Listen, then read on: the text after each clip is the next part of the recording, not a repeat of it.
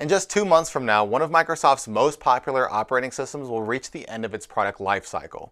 On January 14, 2020, Windows 7 will now be referred to as end-of-life software. According to recent reports, 28% of all the world's PCs still run on the decade-old operating system. While Microsoft's toasting to the successful lifecycle of one of their most popular operating systems, companies across the world will be in panic mode.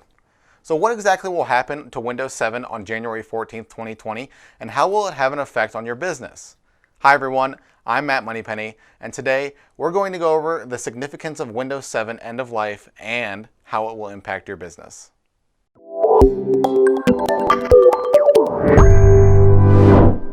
Before diving deeper into this subject, make sure that you subscribe to our YouTube channel. Also click on the alert bell icon so that you're notified when we post new helpful content. Now, as I mentioned earlier, on January 14, 2020, Windows 7 will reach the end of its product lifecycle. After that date, the operating system will be known as end-of-life software. So what exactly does it mean when technology reaches the end of its life? The definition can be slightly different based on the company, but as a general rule, it means that a product will no longer receive new updates or customer support. There comes a time in every software's life when a company decides to no longer support it. Maybe it doesn't have the capabilities it used to.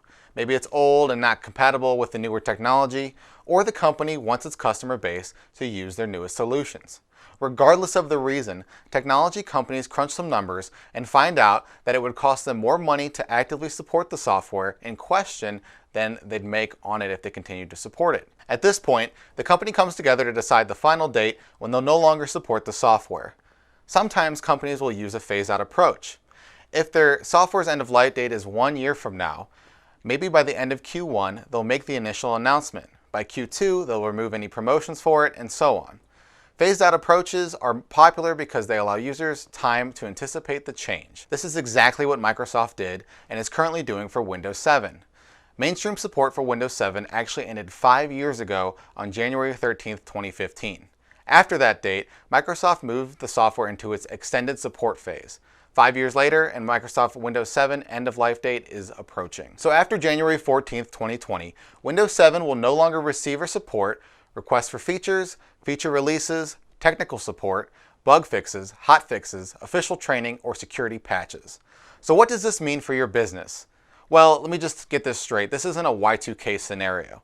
After that date, devices running on Windows 7 won't implode. These devices will work as intended, at least for a little bit. The biggest threat to using Windows 7 devices after the system's end-of-life date involves cybersecurity. Now, security updates to any operating systems happens all the time without the users even realizing it. And on Windows 7's end-of-life date, these patches won't happen anymore. This doesn't mean that Microsoft views the operating system as complete or hacker-proof. In other words, it's not that the operating system doesn't have any more security loopholes, it's that hackers haven't found them yet. One of my favorite quotes about using end-of-life software comes from Scott Kinka, the CTO at Evolve IP.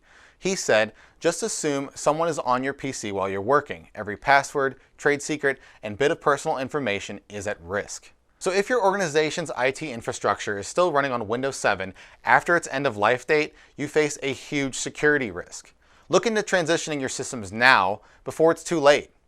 If you want more information about preparing on the Windows 7 end-of-life date, reach out to Etactics. And you made it this far, so you might as well like the video, share it, and comment below.